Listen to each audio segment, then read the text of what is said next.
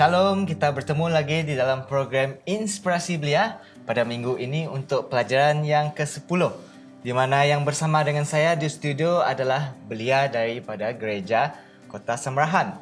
Jadi kita akan berkenalan terlebih dahulu dengan mereka. Jadi di sebelah kanan saya. Hai, nama saya Genesius. Hai, saya Krisma. Hello, saya Gura Berlina Ros. Okey, itulah tadi belia yang bersama dengan kita di studio pada minggu ini. Terima kasih kerana bersama dengan saya. Untuk pelajaran kita pada minggu ini iaitu pembebasan. Jadi untuk para penonton kita yang di luar sana yang menonton, baik yang beramal Kristian ataupun tidak, marilah kita bersama-sama mempelajari pelajaran daripada Alkitab iaitu buku Daniel pada minggu ini iaitu Daniel 6 dan di dalam komentari Ellen G. White, Para Nabi dan Raja, bab 44. Jadi sebelum kita pergi lebih lanjut untuk pembelajaran kita pada minggu ini, pembebasan, doa pembukaan akan dilayangkan oleh Krisma. Okey, mari kita berdoa. Tuhan Bapa kami yang berada di kerajaan syurga, terima kasih ya Tuhan atas kesempatan yang Kau berikan kepada kami pada saat ini di mana kami berkumpul untuk mempelajari pelajaran yang telah Kau sediakan untuk kami ya Tuhan. Juga berikanlah kami kebijaksanaan supaya kami dapat berbincang dan dapat kepandaian daripada Engkau supaya apa yang kami bincangkan akan berjalan dengan lancar ya Tuhan. Juga berkatilah setiap kami yang ada di sini. Ampuni segala dosa yang telah kami lakukan Tuhan. Semua ini kami serahkan atas nama Tuhan Yesus Kristus umat kami. Amin. Amin. Terima kasih Saudari Krisma yang telah melayangkan doa pembukaan untuk kita. Baiklah, sekarang kita akan pergi kepada pendahuluan di mana flashlight dan juga ayat kunci akan dibacakan oleh Saudara Genesius. Untuk flashlight, kita ambil daripada buku Para Nabi dan Raja, muka surat 543 dan 44 yang berbunyi, Tuhan tidak mencegah orang-orang yang memusuhi Daniel untuk melemparkannya ke dalam gua singa. Ia membiarkan malaikat-malaikat jahat dan orang-orang jahat bertindak begitu jauh untuk melaksanakan maksud mereka, tetapi supaya ia dapat menjadikan kelepasan hambanya lebih mencolok dan kekalahan musuh-musuh kebenaran dan keadilan menjadi lengkap. Sesungguhnya panas hati manusia akan menjadi syukur bagimu. Dalam Mazmur 76 ayat 10, kata Mazmur menyaksikan melalui kebenaran satu orang ini yang memilih untuk mengikuti kebenaran daripada kebijaksanaan, setan harus dikalahkan dan nama Tuhan harus dihormati dan ditinggikan. Untuk ayat kunci kita ambil daripada buku Daniel 6 ayat 20. Daniel, hamba Tuhan yang hidup, Tuhanmu yang kau sembah dengan tekun, sanggupkah ia melepaskan engkau dari singa-singa itu? Okey, baiklah. Terima kasih Saudara Genesius yang telah membacakan kita flashlight dan ayat kunci. Jadi sebelum kita pergi kepada inti cerita kita pada minggu ini, kita akan pergi dahulu pada bahagian apa pendapat anda, di mana Saudari Linda yang akan memperkongsikan pendapat beliau di bahagian ini. Untuk yang pertama, situasi yang pertama, apa yang akan anda lakukan dalam situasi yang berikut? Yang pertama, seseorang di kelas anda telah meniru kertas jawapan anda tanpa anda sedari. Kemudian cikgu telah menuduh anda meniru dan memberikan markah kosong kepada anda dalam ujian tersebut. Manakala pelajar yang meniru itu pula tidak mengaku dan mendapat markah yang lulus. Apakah yang akan anda lakukan, Linda? Okay, thank you Gabriel. Jadi untuk situasi yang pertama, saya rasa wajar untuk kita merasakan perasaan marah sebab ialah situasi sebegini seharusnya tidak berlaku kepada kita kalau kita belajar dengan rajin dan kita tidak menirulah dalam konteks ini. Untuk soalan apakah yang akan saya lakukan, saya akan bertanya kepada guru tersebut sekali lagi kerana saya merasa saya memang tidak menirulah. Jadi maybe akan bertanya kalau guru tersebut boleh memberi pertimbangan yang lebih wajar. Saya rasa sebegitu. Okey, adakah kiranya anda akan mengutarakan kepada cikgu anda untuk melakukan peperiksaan sekali lagi di antara kamu dan pelajar yang sama kelas ini tadi yang meniru untuk membuktikan siapa sebenarnya yang meniru? Adakah anda akan melakukan tindakan seperti itu? saya juga ada fikir untuk memberikan jawaban seperti itu. Tapi saya ada tanya kawan saya juga, kalau mau buat peperiksaan sekali lagi, mungkin ini tidak adil bagi pelajar yang lain, karena kalau soalan itu dibuat semula, maybe dia lebih senang ataupun senang untuk kita skor, dan tidak adil lah untuk pelajar yang lain. Tapi boleh dipertimbangkan untuk retest. Okey, tiada pendapat yang betul ataupun salah. Ini adalah pendapat peribadi kita berdasarkan situasi diberikan kepada kita. Sebab kita hanyalah manusia, kan? Ya. Jadi untuk soalan yang kedua, situasi yang kedua di sini. Seseorang telah memberitahu perkara yang tidak benar mengenai anda kepada sahabat baik anda. Dan kemudian sahabat anda tidak lagi mahu bercakap dengan anda. Orang yang membuat fitnah itu kemudiannya menjadi sahabat baik kepada sahabat baik anda. Apakah yang akan anda lakukan? Jadi untuk soalan yang kedua, saya akan bertanya kepada saya punya sahabat baik, mengapa perkara begini boleh terjadi, ataupun kenapa macam anda menyisihkan saya. Sebab saya juga manusia, saya mahukan seperti closure, supaya persahabatan kita tidak hanging lah. At least saya tahu kenapa anda berbuat sedemikian, dan kalau saya dapat tahu bahawa orang yang membuat fitnah itu menyebarkan fitnah tersebut, saya mungkin akan merasa marah dan akan menasihati kawan, sahabat baik saya itu. Dan kiranya, ada soalan tambahan. What will you do?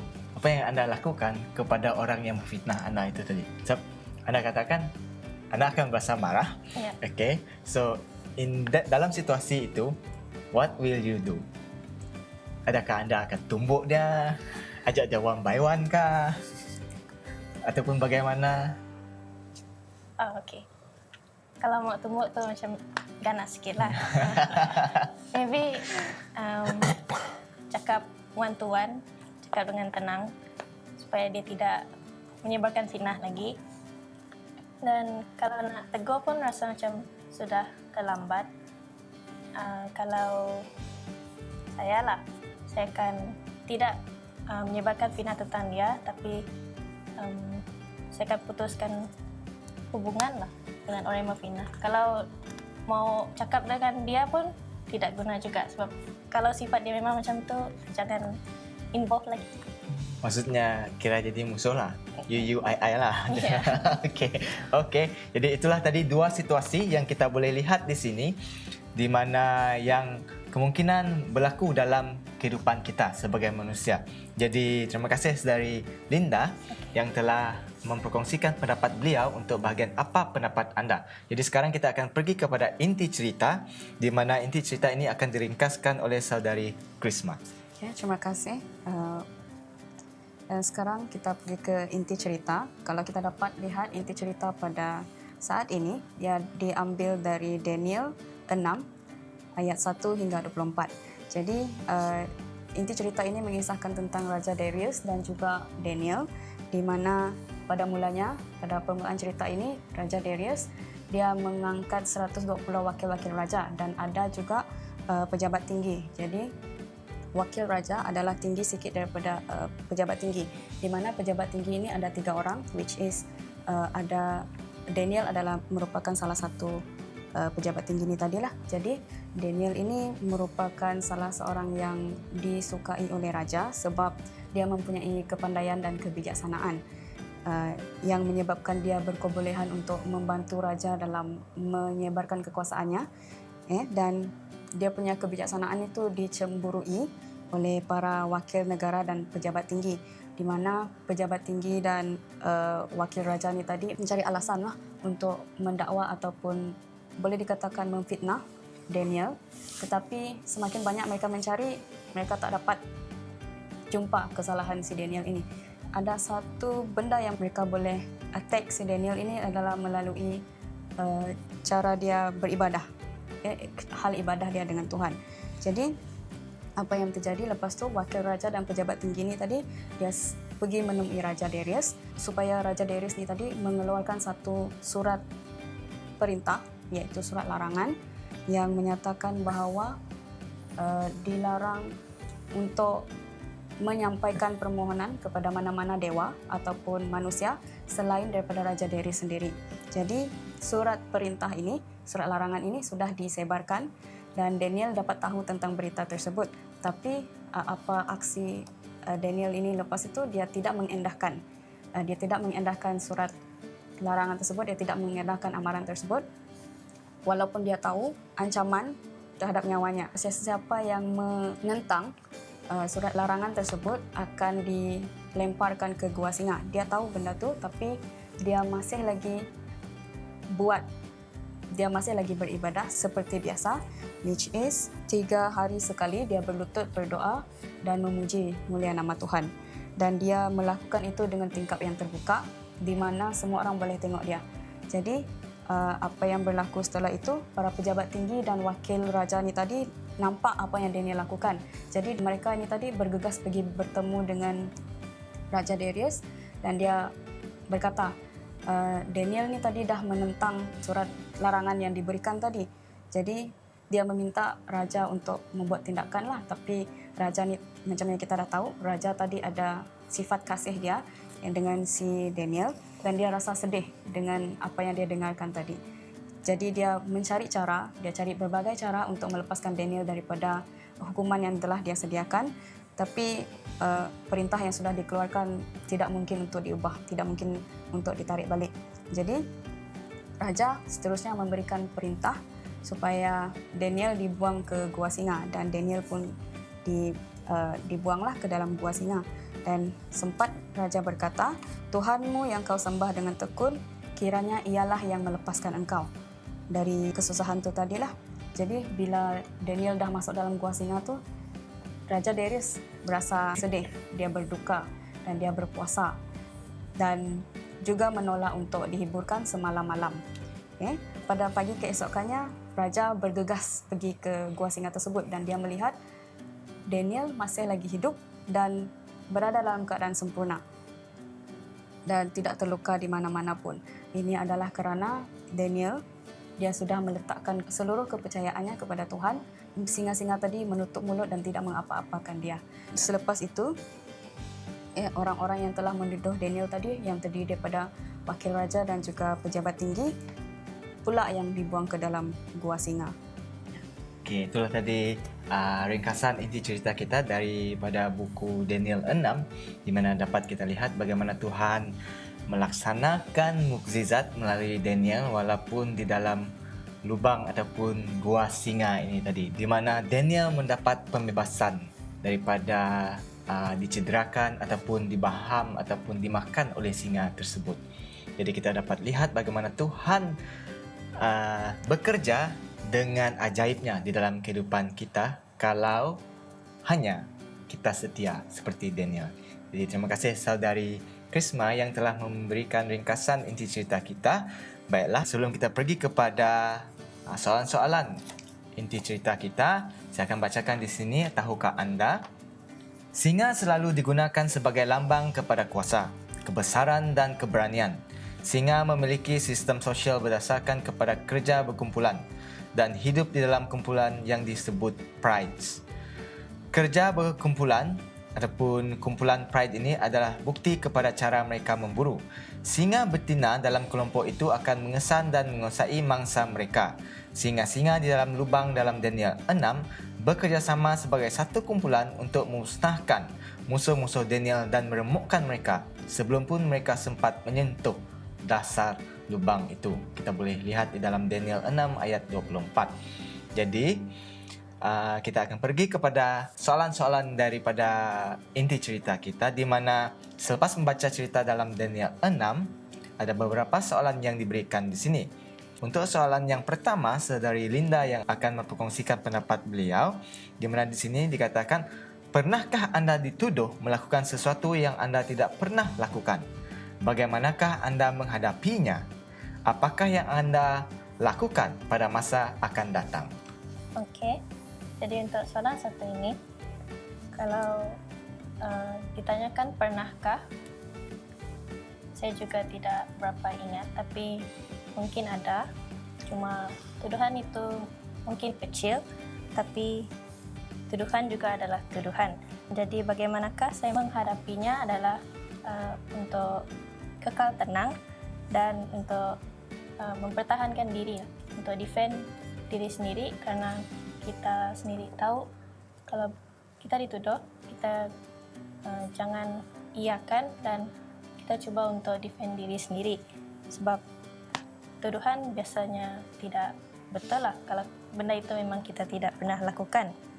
Jadi untuk apakah yang akan saya lakukan pada masa akan datang jika perkara tersebut pada mulanya mendatangkan tuduhan kepada saya, mungkin pada masa yang akan datang saya akan lebih berhati-hati dan lebih sensitif dengan persekitaran saya.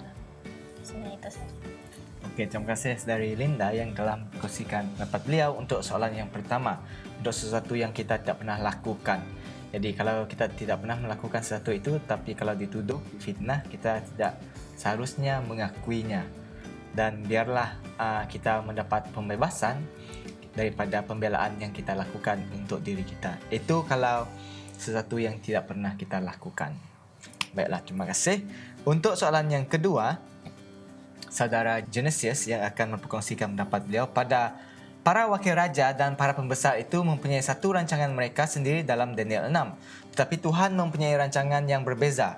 Apakah rancangan Tuhan tersebut? Okey, bagi pendapat saya, Tuhan dia ingin menunjukkan kekuasaannya kepada para pembesar dan raja Darius ini tadi, sebab Tuhan ingin menunjukkan kepada para pembesar dan raja ini tadi bahawa tiada yang boleh menentang kuasanya. Sebab kita dapat lihat dalam Perenggan ke-7 yang berbunyi, yang dilemparkan oleh Raja Darius ini tadi, Tuhanmu yang kau sembah dengan tekun, dialah kiranya akan melepaskan engkau. Di sini kita dapat lihat seolah-olah para pembesar ini dan raja ini macam menyangkal kuasa Tuhan.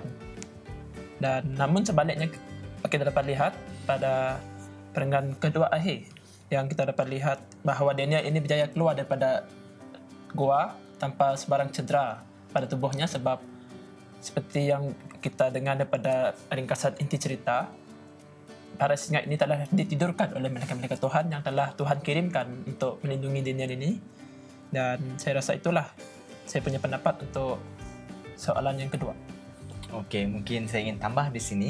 Kalau kita lihat, rancangan Tuhan adalah supaya masyarakat pada masa itu, kerajaan pada masa itu mengakui bahawa ada Tuhan yang hidup yang disembah oleh Daniel.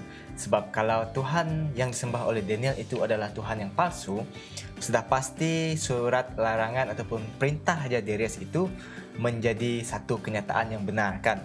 Di mana Daniel telah melakukan kesalahan, bukan difitnah ataupun dituduh. Tapi di sana Tuhan ingin menunjukkan bahawa Daniel ini sebenar-benarnya memang tidak bersalah. Dia terus setia kepada Tuhan. Dia juga setia di dalam pekerjaannya melayani Raja Darius pada masa itu dan tidak pernah melakukan apa-apa kejahatan. Seperti yang Daniel katakan di sini tadi, yang perenggan yang kedua terakhir itu, kan? Kata Daniel kepada Raja, "Ya Raja, kekalah hidupmu. Tuhanku telah mengutus malaikatnya untuk mengatupkan mulut singa-singa itu, sehingga mereka tidak mengapa-apakan aku. Kerana ternyata aku tak bersalah di hadapannya, tetapi juga terhadap Tuanku, ya Raja, aku tidak melakukan kejahatan." Jadi kita boleh lihat di sana. Jadi terima kasih Saudara Genesius untuk soalan yang kedua. Dan seterusnya untuk soalan yang ketiga dan keempat, di mana Saudari Krisma yang akan kongsikan pendapat beliau. Di sini ada beberapa perkataan-perkataan yang menghidupkan semangat yang tinggi. Saudari Krisma boleh pilih perkataan-perkataan berikut: kesetiaan, ketaatan, kejujuran, kesabaran, doa, tamak, sombong, cemburu, penipu, baik hati. Jadi di antara semua perkataan-perkataan ini, yang manakah yang Krisma pilih untuk sifat yang menghidupkan semangat yang tinggi? Kalau kita tengok perkataan-perkataan dekat sini, dia terdiri daripada dua kategori. Saya boleh kategoriskan dia kepada dua benda. Yang satu positif dan satu lagi negatif. Okay, kalau kita tengok balik soalan, perkataan-perkataan yang menghidupkan semangat yang tinggi. Kalau kita tengok semangat yang tinggi tu, dia mesti refer kepada yang positif. Jadi pada pendapat saya, untuk perkataan yang menghidupkan semangat yang tinggi, dia lebih kepada kesetiaan dan ketaatan. Jadi kalau kita setia, kalau kita taat, dia akan menjadikan hidup itu lebih bersemangat lah. Macam saya boleh kaitkan dengan inti cerita kita tadi, di mana Daniel, dia mempunyai semangat yang tinggi sebab dia setia dan taat dengan Tuhan. Bukan sahaja dengan Tuhan, tapi juga dengan Raja dia sendiri. Jadi itu dua perkataan yang saya rasa menghidupkan semangat. Tetapi kalau kita tengok dari segi negatifnya juga, kalau kita tengok dekat situ ada perkataan tamak.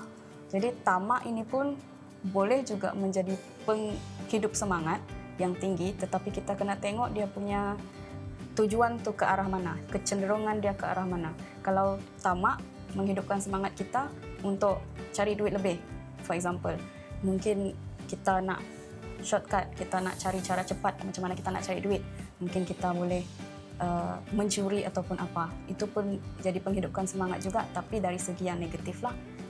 Itu pendapat saya. Okey, terima kasih Saudara Krisma yang memberikan pendapat beliau di mana setiap perkataan yang beliau pilih ini mempunyai impact yang berbeza daripada positif dan negatifnya, walaupun ada sifat yang negatif ini yang menghidupkan semangat yang tinggi tetapi memberikan kesan yang buruk lah dalam kehidupan kita. Ya. Jadi kita boleh lihat di dalam pelajaran kita ini tadi kan, yang di mana para pejabat tinggi dan juga wakil raja ini mereka mempunyai semangat yang tinggi lah. Dan dari segi tamak ini kita boleh lihat, kita boleh kaitkan tamak. Mereka ingin menjatuhkan Daniel supaya salah seorang mereka ini akan dinaikkan. Daniel ini dibuang ataupun tidak lagi berada di dalam perkhidmatan pada kerajaan Raja Darius bermasa itu. Tetapi akhirnya mereka rugi, mereka sendiri yang dibunuh ataupun dibaham oleh singa-singa. Jadi terima kasih. Untuk soalan yang terakhir, Saya Krisma, apakah yang diajarkan melalui cerita ini mengenai menjadi setia kepada Tuhan? Okay. Untuk soalan yang ini pun saya rasa kita dapat tengok secara jelas dalam inti cerita tadi. Apa yang diajarkan melalui cerita ini mengenai menjadi setia kepada Tuhan. Dan kita dapat tengok juga Daniel, dia setia kepada Tuhan. Kita tengok ada dua situasi di sini. Yang pertama di mana dia diberi ancaman yang membahayakan nyawa dia.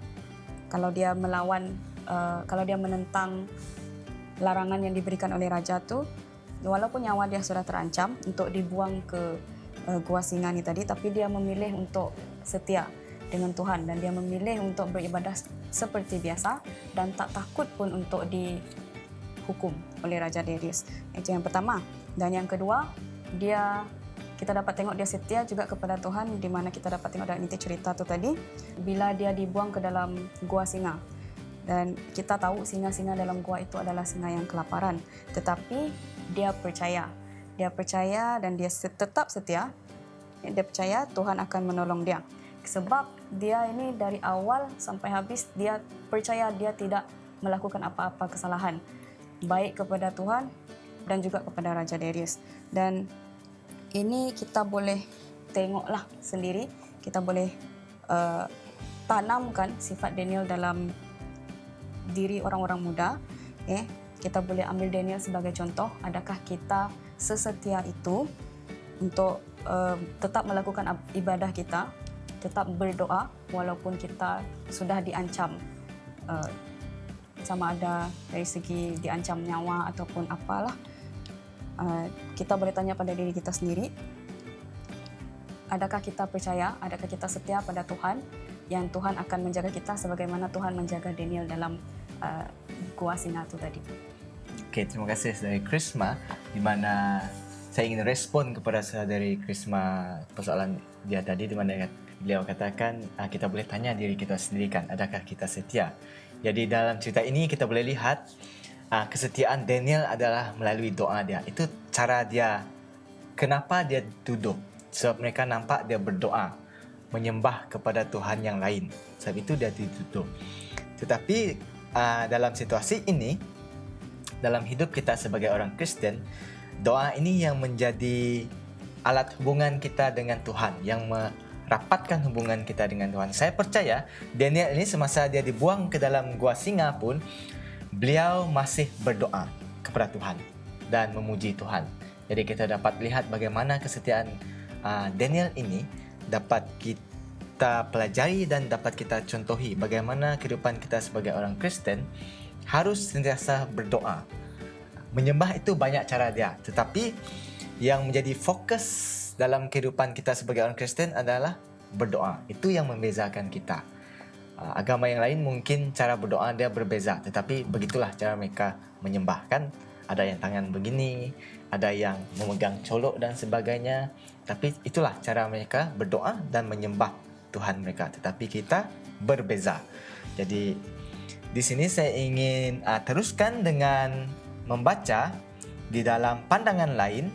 Doa yang tiada berkeputusan adalah perhubungan jiwa yang tetap dengan Tuhan. Demikianlah hidup itu mengalir daripada Tuhan masuk ke dalam kehidupan kita, dan dari dalam kehidupan kita kesucian dan kemurnian mengalir kembali kepada Tuhan. Dalam buku Ellen G. White, Kebahagiaan Sejati, muka surat 98. Dan di dalam buku Ellen G. White juga, Kebahagiaan Sejati, muka surat 97, melalui doa yang sungguh kita dibawa berhubungan dengan pikiran yang tiada batasnya itu. Mungkin kita tidak mempunyai bukti yang luar biasa pada ketika wajah Kristus memandang kepada kita dalam kasih dan kelemah lembutannya. Tetapi demikianlah adanya. Mungkin kita tidak merasakan pegangan tangannya, tetapi tangannya ada di atas kita dalam kasih dan belas kasihan.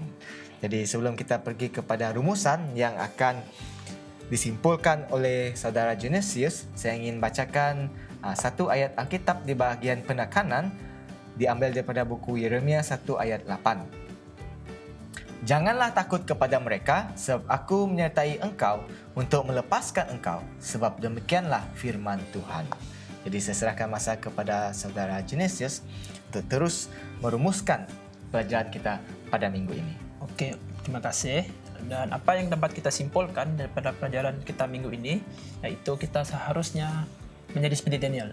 Ya, kita seharusnya setia kepada Allah. Contohnya kita dapat lihat bahawa Daniel ini tetap setia kepada Allah walaupun banyak larangan yang diterima oleh beliau. Contohnya kita dapat lihat dia setia dan dia tetap berdoa sebanyak 3 kali sehari.